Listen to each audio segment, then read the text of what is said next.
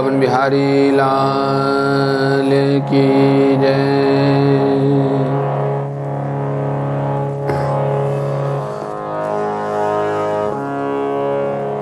संचेतयेद् भगवत चरणारविंदम वज्राकुसुमध्वज सरोरुलाधनाढ्यम्।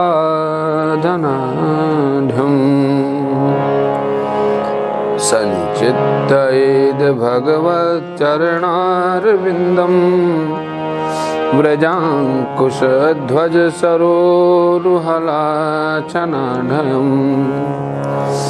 उत्तुंगरक्तविलसन् खचक्रवाल ज्योत्स्नाभिराहतमहद्धृदयान्धकारम्।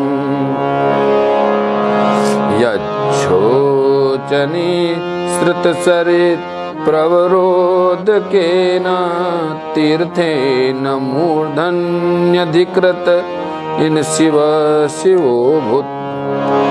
ध्यातुर्मनः समलशैलनिसृष्टवज्रम् ध्याये चिरं भगवच्चरणारविन्दम्। भगवान के चरण कमलों का ध्यान करना चाहिए। 28वें अध्याय में, तीसरे स्कंद के 28वें अध्याय में कैसे बता रहे हैं कपिल जी। सबसे पहले भगवान के चरणों का ध्यान कीजिए। अब चरणों में क्या, वज्र, अंकुश, ध्वजा और उनका भगवान का नखारविंद हृदय के अज्ञान रूप को मिटा देगा जब हम भगवान के चरणों का ध्यान करेंगे, है ना। इन्हीं की धोवन से नदियों से श्रेष्ठ गंगा जी प्रकट हुई, जिनके पवित्र जल को मस्तक पर धारण करने के कारण महादेव जी और भी मंगलमय हो गए। वे अपना ध्यान करने वालों के पाप रूप पर्वत पर छोड़े हुए इंद्र के वज्र के समान हैं। भगवान के इन चरण कमलों का चिरकाल तक चिंतन करें। अब चरणों का हो गया, तो अब आगे का क्या ध्यान बताया। जानो द्वयं जल जलोचनय जनन्या लक्ष्म्याखिलस्य सुरवतन् वन्दितया विधातु। पूर्वोर्निधाय करपल्लवरोचिषाय सलालितं हृदि विभोर्भवस्य कुर्यात्। सुपर्ण भुजयोरिधशोभमाना वोजो निधि अतिशिका कुसुमावभासो। व्यालं व्यपीतवर्षा शशिवर्तमान काञ्चिकलाप परिरम्भिनितं बिंबम। देखिए, भगवान की दोनों पिंडलियों और घुटनों का भी ध्यान करें, जिनको विश्व विधाता ब्रह्मा जी की माता सुरवंदिता कमल लोचना लक्ष्मी जी अपनी जांघों पर रखकर अपने कांतिमान कर किसलयों से लाड करती है, पांव दबाती है। भगवान की जंघाओं का ध्यान करें, जो अलसी के फूल के समान नीलवर्ण और बल की निधि हैं, और गरुड़ जी की पीठ पर जो लगते हैं, जैसे गरुड़ जी पे बैठे हैं, ऐसे उनकी जंघाओं का ध्यान करें। और भगवान के एड़ी तक लटके हुए पीताम्बर से ढके हुए कटी के नीचे के भाग का इस प्रकार से ध्यान करें। नाभि हृदम भुवन कोश गुहोदरस्थम यत्रात्मयोनिधिषणा खिललोकपद्यं व्यूढ़ं हरिन्मणिवृषस्तनयोर्मुष्य ध्यायेद्वयं विशदहारमयूख गौरम। और संपूर्ण लोकों का आश्रय, इस दुनिया का जो आश्रय है वो क्या है, भगवान की नाभि है। और उनके उदर देश में नाभि का भी ध्यान करें। इसी से ब्रह्मा जी का प्रकट हुआ। दोनों जो वक्षस्थल हैं उनका चिंतन करें। शुभ्र हारों की किरणें वहाँ पड़ रही है। इसके पश्चात क्या करें? वक्षोधिवासं रसभस्य महाविभूते पुंसा मनोनयन निर्वर्तिमादधानम् कंठं च कौस्तुभमणेरधिभूषणार्थं कुर्यान् मनस्याखिल लोक नमस्कृतस्य। इसके बाद देखिए, पुरुषोत्तम भगवान के वक्षस्थल का ध्यान, महालक्ष्मी का निवास स्थान, लोगों के मन और नेत्रों को आनंद देने वाला है। संपूर्ण लोगों के वंदनीय भगवान के गले का भी चिंतन करें। कौस्तुभ मणि जो है उनके गले में विराजमान है, ऐसा उनका ध्यान हमें धरना चाहिए। अब फिर क्या बाहु का ध्यान है भगवान के। बाहु समंद गिरे परिवर्तनेन निर्णिक्त बाहु वलयान्धिलोकपालान् संचित्य देश सतारमसह्य तेज शंखं च तत्कर सरोरुहाजहंसम् कौमोद किं भगवतो दयितां स्मरेत दिग्धामरातिभटशोणितकर्दमेन माला मधुव्रतवरुध गिरोपघुष्टां चेतस्य तत्त्वममलं मणिमस्य कंठे। समस्त लोकपालों की आश्रय भूता भगवान की चारों भुजाओं का ध्यान करें, जिनके धारण किए हुए कंकण आदि आभूषण समुद्र मंथन के समय मंदराचल की रगड़ से भी उजले हो गए थे। इस प्रकार जिसके तेज को कोई सहन नहीं कर सकता, उस हजारों सिर वाले सुदर्शन चक्र का भी ध्यान करें। उनके कर कमलों में राजहंस के समान विराजमान शंख का भी इस प्रकार चिंतन करें। और उनके हाथ में कौमोद गदा है ना, भौरों के सबसे गुंजायमान वनमाला है, और उनके कंठ में सुशोभित संपूर्ण जीवों के निर्मल तत्व रूपी कौस्तुभ मणि का भी ध्यान धरें। देखिए, इस जगत के निर्लेप निर्गुण निर्मल सारभूत आत्मा को कौस्तुभ मणि के रूप में भगवान धारण करते हैं। कौस्तुभ मणि क्या है? जो इस जगत में निर्लेप है, निर्गुण है, निर्मल है, उन्हीं सबकी जो सोर्स है निर्मलता की, निर्गुणता की, निष्काम भाव की, वो ही कौस्तुभ मणि है। भृत्यानुकंपित धियेह गृहीत मूर्ते संचित्तयेद भगवतो वदनारविंदम। भक्तों पर कृपा करने के लिए साकार रूप धारण करने वाले भगवान हरि के मुख कमल का ध्यान करें, जो नासिका से सुशोभित है।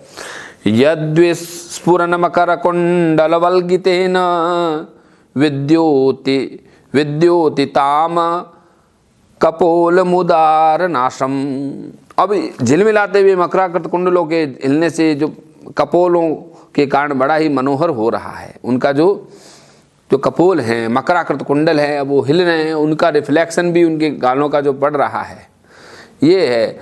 यच्छी निकेत मलभिः परिसेव्यमानम भूत्या स्वया कुटिल कुंतल वृंद जुष्टम। और मीनद्वयाश्रयमधि क्षिप पदब्ज नेत्रम ध्यायेन मनोमय मयम तंद्रित उल्लसदभ्रू। काली काली घुंघराली अलकावली से मंडित भगवान का मुखमंडल अपनी छवि द्वारा भ्रमर के सेवित कमल को उसका तिरस्कार करता है। भगवान का जो मुखमंडल है कमल से भी सुंदर है, चंचल नेत्र हैं, और उनके जो नेत्र हैं वो उछलती हुई मछलियों के समान, मछलियों के जोड़े की भी शोभा को मात कर देते हैं। ऐसे मनोहर मुखारविंद की मन में धारणा करके आलस्य रहित हो उसी का ध्यान हम धरें।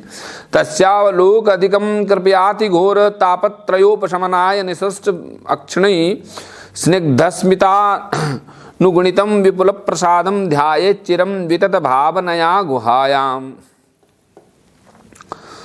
हृदय गुहा में चिरकाल तक भक्ति भाव से भगवान के नेत्रों की चितवन का ध्यान करना चाहिए। जो कृपा से और प्रेम भरी मुस्कान से क्षण क्षण अधिक से बढ़ती जाती है और विपुल प्रसाद की वर्षा भी करती है और भक्तजनों के अत्यंत घोर तीनों तापों को शांत करने के लिए प्रकट भी होती है। हासम हरेर वनताखिल लोक तीव्रम शोकासुर सागर विशोषण मत्युदारम सम्मोहनाय रचितम निजमाय यस्य भ्रूमंडलम मुनिकृते मकरध्वजस्य। अत्यंत प्रेम के आर्द्र भाव से अपने हृदय में विराजमान श्री हरि के जो खिलखिलाकर हंसने का ध्यान करिए कि हरि हंस रहे हैं प्रेम भाव में आकर के, और ध्यान के योग्य हैं जिनके ऊपर और नीचे के दोनों होठ अत्यधिक अरुण कांति के समान हैं। इस प्रकार ध्यान में तन्मय होकर भगवान के सिवाय और किसी पदार्थ की इच्छा भी न करें। ध्यानानयनम परसितम बहुलाधर ओष्टम भाषारुणातितनु ततनु द्विज कुंद पंक्ति ध्यायेत स्वदेह कुहरे वशिस्तस्य विष्णोर भक्त्याद्र अर्पिता मनः न पृथक दिद्रक्षेत। अब एवं हरो भगवती प्रतिलब्ध भावो, इस प्रकार अभ्यास करें ध्यान का और हृदय में भगवान का ये भाव करके हृदय द्रवित हो जाए, ऐसी स्थिति हो जाए। शरीर में आनंद के रोमांच आना चाहिए और उत्कंठा जनित प्रेम अश्रुओं की धारा बहनी चाहिए और फिर मछली पकड़ने के कांटे के समान श्री हरि को अपनी ओर आकर्षित करने के साधन रूप अपने चित्त को भी धीरे धीरे ध्येय वस्तु से हटा लें। यानी कि चित्त को अब वहाँ से हटाने की बात कर रहे हैं हमारे शास्त्राचार्य। भक्त्या द्रव हृदय उत्पुलक प्रमोदात उत्कंठया स्वकलया मुहूर्दमान तच्चाप चित्त बडिशम सनकैर वियुक्ते मुक्ताश्रयम यर्हि निर्विषयम विरक्तम निर्वाण मृच्छति मन सहसा यथार्ची आत्मानमत्र पुरुषो व्यवधान मेक मनविक्षते प्रतिनिर्वत्त गुण प्रवाह। जैसे तेल आदि के चुकने पर दीपशिखा अपने तत्व में लीन हो जाती है, ऐसे ही आश्रय विषम और राग से रहित होकर मन शांत ब्रह्माकार हो जाता है और इस अवस्था के प्राप्त होने पर जीव गुण प्रवाह देह आदि उपाधि के निवृत्त होने पर ध्याता ध्येय आदि के विभाग से रहित होकर के अखंड परमात्मा को ही सर्वत्र अनुगत देखता है। अनुगत देखता है यानी कि पहले तो आपने भगवान की मूर्ति पे एक एक एड़ी से नख से तलवे से ध्यान किया, फिर आपने मुखमंडल तक ध्यान कर लिया भगवान का। इसके बाद हुआ क्या, उसके बाद आपने अपने ध्यान को वहाँ से हटा भी लिया और अब जहाँ भी देखो तो वही है। जित देखूं तो श्याम ही श्याम, जहाँ देखेंगे फिर वहाँ पर वही वही नजर आवे। और सोप्यतया चरमया मनसो निवृत्त्या तस्मिन् महिम्न वशत सुख दुख बाहो हेतुत्व मप्स्यति करतरि दुर्ख योर यत स्वात्मन विधत उपलब्ध परात्म काष्ट देहम तु तम न चरम स्थित उत्थितम वा सिद्धो विपश्यति यतो ध्यगमत स्वरूपम देवो दुपेत मथ देव वसाद मेतम वासो यथा परिकृतम मदिराद मदांध। देखो, योग अभ्यास के द्वारा जो प्राप्त हुई जो निर्मल बुद्धि है, चित्त की अविद्या रहित लय स्वरूप निर्वृत्ति से सुख और दुख से रहित कर देती है और अब अविद्याकृत अहंकार जो है वह भी चला जाएगा। जैसे मदिरा के मद से मतवाला पुरुष अपनी कमर से पर लपटे हुए वस्त्र के रहने और गिरने की सुध नहीं होती, ऐसे ही जब इस अवस्था में सिद्ध पुरुष जब उस परम आनंद में चला जाता है तो शरीर की सुध खो जाती है। उसको वस्त्र पहना हो या निर्वस्त्र हो गया उसको पता ही नहीं चलता और वह अपने परमानंद स्वरूप में ही स्थित रहने लगता है। देहो अपि देव वशग खलु कर्म यावत स्वारंभकम प्रति समीक्षत एव सासु सब पंच अधिरूढ़ समाधि योग स्वाप्नम पुनर्यन भजते प्रतिबुद्ध वस्तु। उसका शरीर पूर्व जन्म के संस्कारों के अब अधीन है। अब जो योगी का शरीर है, इस अवस्था में पहुंचने के बाद जब परमात्मा कोई चारों तरफ अनुगत देखता है तो अब योगी का शरीर है, योगी का शरीर ही नहीं है। वो शरीर तो बस ब्रह्मांड का पूरा हिस्सा बन जाता है और उसमें कोई अहंकार है ही नहीं। और हमारे भागवत आचार्य ऐसी सिद्ध अवस्था का वर्णन करते हैं कि उसका शरीर केवल प्रारब्ध के संस्कार के अधीन है। जब तक उसका प्रारब्ध शेष है तब तक वो इंद्रियों के सहित जीवित रहेगा, किंतु जिसे समाधि पर्यंत योग की स्थिति प्राप्त हो गई, जिसने परमात्मा तत्व को भली भांति जान लिया, वह सिद्ध पुरुष पुत्र कलत्र आदि के सहित इस शरीर को स्वप्न में प्रतीत होने वाले शरीरों के समान फिर स्वीकार नहीं करता, फिर उसमें अहंता ममता नहीं रहती, यानी कि अब वो वापस जन्मना नहीं चाहता। दोबारा उसको न तो पुत्र चाहिए, न मित्र चाहिए, न पत्नी चाहिए, न पड़ोसी चाहिए, न शत्रु चाहिए, न मित्र चाहिए। इस अवस्था में आने के बाद, और ये अवस्था कहाँ से शुरू हुई? समस्त जीवों के प्रति अहिंसा से। इसकी पहली बात देखिए, मैं आपको पृष्ठ को वापस पीछे ले जाके कह रहा हूं कि भगवान कपिल देव जी, आप पिछले सत्र का जो आप पढ़ेंगे कि इसको अहिंसा सत्यम अस्तेय, यानी यम से ये चीज शुरू हुई। अहिंसा सबसे पहली चीज है। यदि हमारे मन में किसी और के प्रति हिंसा मात्र भी है तो योग की ये जो परम अवस्था है यहां तक नहीं पहुंच सकते हम। हिंसा का त्याग अत्यंत आवश्यक है दूसरों के प्रति। और बताया मन से, शरीर से और वचन से। मन से जो हिंसा होती है मैंने आपको डिटेल में बताने का प्रयास किया। यथा पुत्रांच वित्तांच पृथंग मृत्यु प्रतीयते अप्यात्म त्वेनाभिमता देहादे पुरुषस्तथा। जिस प्रकार अत्यंत स्नेह के कारण पुत्र और धन आदि में साधारण जीवों की आत्मबुद्धि होती है, परंतु थोड़ा सा विचार करते ही उनको स्पष्ट दिखाई देने लगती है, उसी प्रकार जिन्हें अपना आत्मा मान बैठा है उस देह आदि से भी साक्षी पुरुष पृथक ही है। यथोल्क मुकाद स्फुलिंगाद धूमाद्वापि स्वसंभवात अप्यात्म त्वेनाभिमताद्य थाग्नि पृथक गुल्मुकात। जिस प्रकार जलती हुई लकड़ी से चिनगारी से स्वयं से अग्नि प्रकट हुई, धुएं तथा अग्नि रूप मानो जलने वाली, ऐसे ही अग्नि वास्तव में अलग नहीं है, उसी के अंदर है जिनमें से प्रकट हुई है। उसी प्रकार हमारी भूत इंद्रियां और अंतःकरण में आत्मा उनसे अलग भी है और उनके साथ में भी है, तथा जीव कहलाने वाले उस आत्मा से ब्रह्म भी भिन्न है और प्रकृति से उसके संचालक पुरुषोत्तम और भी भिन्न है।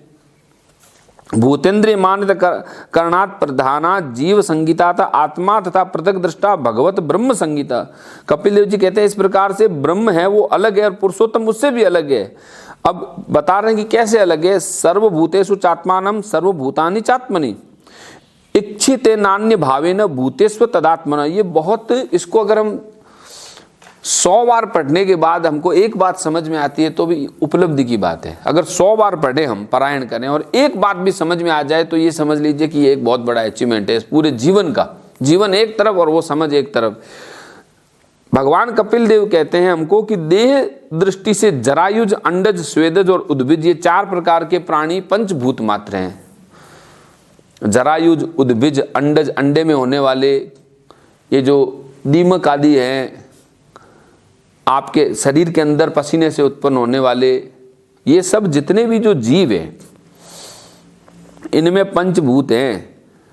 उसी प्रकार संपूर्ण जीवों में आत्मा और आत्मा में संपूर्ण जीवों को अनन्य भाव से अनुगत देखें। यानी कि संपूर्ण जीवों में आत्मा तो है ही, लेकिन उस एक आत्मा में सारे जीव भी हैं। बोलो जय श्री कृष्ण। यानी संपूर्ण जहां जहां जीवन है, इसका मतलब आत्मा है, लेकिन वो जो आत्मा है उसमें समस्त जीव भी हैं। इस बात को ऐसे कहते हैं कि स्व योनिषु यथा ज्योतिरेकम नाना प्रतीयते योनिनाम गुण वैषम्यान तथा आत्मा प्रकृतो स्थितः। कपिल देव जी भगवान कहते हैं कि एक ही अग्नि भिन्न भिन्न दिखाई देती है, उसी प्रकार देव, मनुष्य और शरीर में रहने वाला आत्मा तो एक ही है, लेकिन जिनका उन्होंने आश्रय लिया है हम उसको देखते हैं। जैसे किसी व्यक्ति में तो हम सोचते हैं ये व्यक्ति है, लेकिन उसके भीतर आत्मा है। तो जिस जिस पंचभूतों का आत्मा आश्रय लेती है, हम आत्मा को उस रूप में देखने लग जाते हैं। ये हमको कपिल देव जी भगवान बहुत ही सुंदरता से बारंबार समझा रहे हैं। और अंतिम श्लोक में कपिल देव भगवान कहते हैं कि तस्मादिमाम स्वाम प्रकृतिम देवी सद सदात्मिकाम दुर्विभाव्याम पराभाव्य स्वरूपेणावतिष्ठते। अतः भगवान का भक्त जीव के स्वरूप को छिपा देने वाली कार्य कारण रूप से परिणाम को प्राप्त हुई भगवान की इस अचिंत्यमयी शक्तिमयी माया को भगवान की कृपा से जीतकर अपने वास्तविक स्वरूप ब्रह्म में स्थित होता है। अब एक एक स्वरूप शब्द को देखें कि भगवान का भक्त कौन बना? जीव। अब वो क्या करता है कि ये जीव ब्रह्म से क्यों दूर हुआ? क्योंकि कार्य और कारण स्वरूप जो अचिंत्य यानी जिसको आप सोच ही नहीं सकते, बियॉन्ड थिंकिंग है, बियॉन्ड थॉट है, वो जो माया है अचिंत्य यानी जिसको आप सोच ही नहीं सकते, क्योंकि सोचना भी माया है। तो वो जो माया है उसको भगवान की कृपा से ही जीता जा सकता है। यानी जो चीज कृपा से मिलती है उसको एफर्ट से, यानी हमारा जो ढूंढना है, हमारा जो अधैर्यता है वो भी बाधा है, क्योंकि कृपा के लिए रुकना जरूरी है, ठहरना जरूरी है। इसलिए भगवान का भक्त जीव के स्वरूप को छिपा देने वाली इस माया को भगवान की कृपा से जीतकर अपने वास्तविक स्वरूप में स्थित हो जाता है। दुर्विभाव्यम पराभाव्य स्वरूपेणावतिष्ठते। तो अब ये जो कृपा है ये कैसे मिले आपको, मैं इसके लिए हालांकि पिछले जो एपिसोड में आपने सुना होगा, फिर भी मैं आपको बता देता हूँ। कृपा प्राप्ति के लिए बताया है, क्या बताया है आप देख लो। पहले तो ये यम का पालन करना, अहिंसा, सत्य, अस्तेय, ब्रह्मचर्य, और इसके बाद में क्या बताया कि आप विषय वासना के बढ़ाने वाले कर्म से दूर हो। ऐसे काम जिससे विषय और वासना बढ़ती है उसको छोड़ दो। और क्या? निरंतर एकांत और निर्भय स्थान में रहो। निरंतर एकांत में और ऐसी जगह जहाँ पे कोई फियर नहीं है वहाँ रहो। उसके बाद कहा कि मन और वाणी से किसी को तकलीफ मत दो। इसके बाद यह भी बताया कि बाहर और भीतर से पवित्र रहो, वाणी का भी संयम करो, है ना, और कुमार्ग और कुसंग से बचो और सत्संगत ही करो। सत्संगत का बहुत बड़ा सारे शास्त्रों में कि सत्संगत करो। अच्छे लोग कभी साथ नहीं रहते हैं, वो अपने अपने में रहते हैं। तो ये कारण से कभी भी, अब उनकी सफरिंग भी अलग होती है और उनका जो आनंद है वो भी अलग होता है। तो ये उपाय जो प्रथम पार्ट में इस 28वें अध्याय के प्रथम में शुरू में जो भगवान अपनी माँ को कहते हैं अष्टांग योग में, 29वें अध्याय में फिर हम आपके साथ में अन्य अपनी माँ को जो कपिल देव जी बताते हैं भक्ति का मर्म और काल की महिमा, उस पर हम आगे बढ़ेंगे। बोलिए श्री दीप नारायण भगवान की जय, श्री वृंदावन बिहारी लाल की जय, गिरिराज धरण भगवान की जय।